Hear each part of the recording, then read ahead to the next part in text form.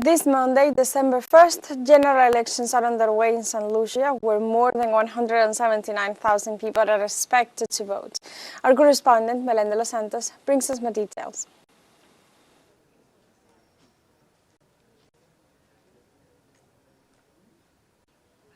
Hello, Ale. Exactly as you were saying, we're here in Saint Lucia. We're in Castries East, the eastern part of the capital, and the polling is underway at this moment. Polling stations have been open since 6:30 a.m. local time. It's 8:45 at this moment, so the polls have been open for over 2 hours. Let's recall that this is the general elections, called a little bit early actually by Prime Minister Philippe. He's seeking to renew his mandate for the Saint Lucia Labour Party, and he called for these elections. And this early call can be explained a little bit by his confidence, the confidence that the party has in the possibility of renewing based on the achievements that they have conquered during this past years. Let's recall the mandate started in 2021, right after COVID, and the main topics, the main goals were the stabilization after that, with a program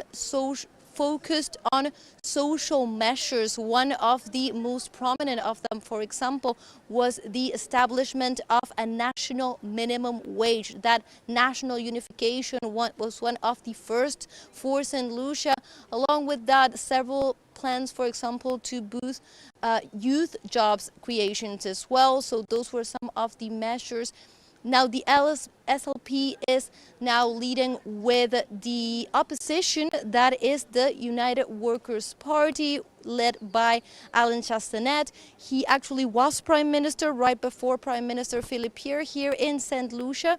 And some of the main characteristics of that government was a right-wing government that focused solely and primarily on the private sector in order to try to boost the economy. That Prime Minister ended his mandate in 2021 with a landslide victory.